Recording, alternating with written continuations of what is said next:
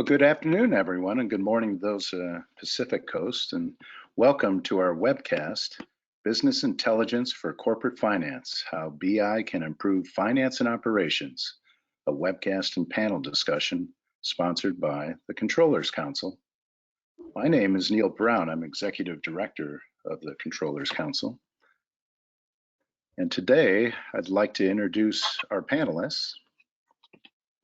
Amir Bednarsh, Corporate Controller at Keiko, the largest kosher foods distributor in the United States. Jory Weissman, VP of Sales and Chief Software Architect for MyBar and the Business Software Education Center. And finally, Derek Nakamo, Power Platform Practice Manager for MyBar. Welcome, gentlemen, and welcome again to all of our attendees.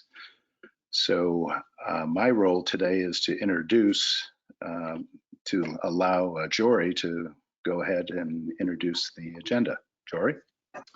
Thanks so much, Neil, and thanks for having us. We're thrilled to be here and excited to make this presentation today.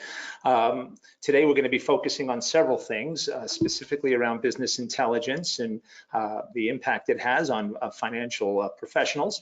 Specifically, we'll be looking at industry trends and digital transformation initiatives that are really the underpinning of what's happening with respect to IT in this particular topic. We'll be focused on Power BI and Microsoft solution that delivers business intelligence, and we'll be focusing on the impact of corporate finance professionals. Part of that, we'll be taking a look at Microsoft Power BI, an overview where it fits in within the Microsoft ecosystem. And then we're going to be speaking with Amir Bednarsh, as Neil mentioned. He's the corporate controller at Keiko. We're going to learn a bit about Amir's journey through Power BI and also his early steps and his desire to achieve significant business intelligence initiatives at his organization. Then we'll spend a little bit of time with our associate Derek, who will be showing some visualizations of various BI solutions that I think might resonate and get involved in a little bit of an interactive demo. And then we'll take some questions and answers from the audience, making sure we give you feedback, and having your voice heard is an important part of today's agenda. And then finally, Neil will circle back, so please do hang in there about some important Controllers Council business and some important save the dates. So as we think about today's session, I found this particular quote a couple of months back, and I thought it was apropos to today's session, specifically from Satya Nadella, suggesting that really every organization has to start thinking about themselves a little bit differently, thinking themselves not just as a consumer of software, but organizations that leverage technology to a strategic advantage. It's more about thinking about yourself and your own digital future. And while Mr. Nadella's perspective might be somewhat skewed, we thought it would be important, and we undertook a survey, we commissioned a survey as part of the Business Software Education Center to get a sense of what your industry peers were thinking. And so what we did is we looked at about 1,000 businesses coast to coast. The demographics you see displayed here, about 50% of the organizations, sub 500 employees, classically defined as small and mid-market organizations, and the balance larger, what we'll call emerging enterprise organizations, to get their perspective. And these were more corporate executives responding to the survey, and we asked them, do they plan to implement or continue to implement any digital transformation in 2021? And resoundingly, the response was yes. Approximately 2/3 of the respondents had indicated that they plan to undertake some form of digital transformation. So digging into those numbers a bit further, we wanted to look and say, well, really, it's a broad topic. What does that mean? And so nearly 1/3 of the respondents indicated that analytics, dashboards, and advanced reporting was of prime importance to them. Certainly no surprise looking at today's attendance and interest in our program. But beyond advanced analytics and dashboard reporting, digital transformation was cited, artificial intelligence was cited, all things that are really part of a comprehensive cloud strategy. And we're going to talk today with Amir and Derek about how those technologies can be leveraged within a BI framework to get an even greater result. Beyond that, we said, let's look at what the corporate finance professional is really concerned about as well.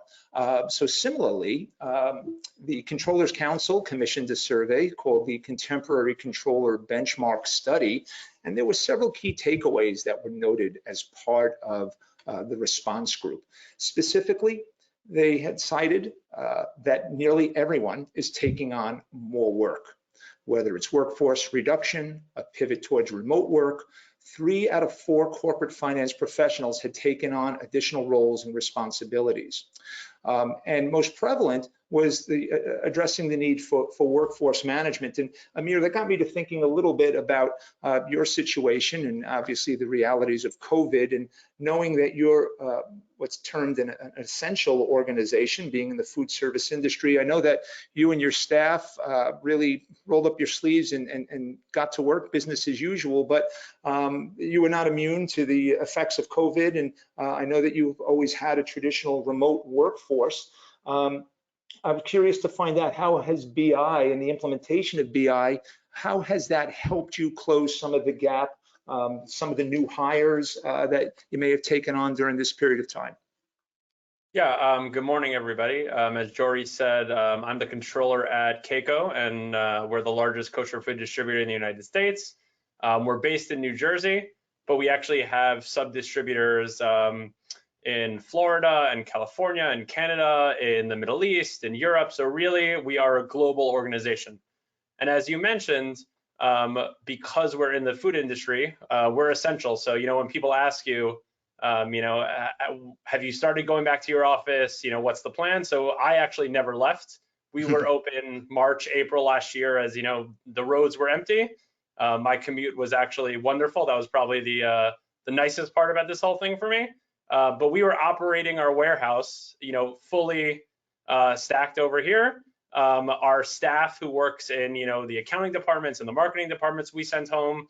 We started bringing people back. So we were really all over the place, not just in various locations around the United States, but also half in the office, half out of the office, parts of people in the office, parts out. So for us, managing, what people could see, how they could work, was obviously a huge focus. And one of the things you mentioned there was, we actually have had a number of new hires as our business grew. And, I've been at this job now for about 5 years. We are at this point more than double where we were when I first started. And including in that time, at the end of 2019, we purchased Manischewitz and a bunch of new brands. So we're constantly hiring new people. And there are actually, I can think of at least 2 employees that we've hired in the last few months that I've never met. One works out of California. One is technically supposed to be in the office, but hasn't been able to make it in yet due to COVID and other concerns. And for us, having a simple and easy solution to learn about the company, to see the data, was paramount to us, succeeding and actually having, a banner year last year.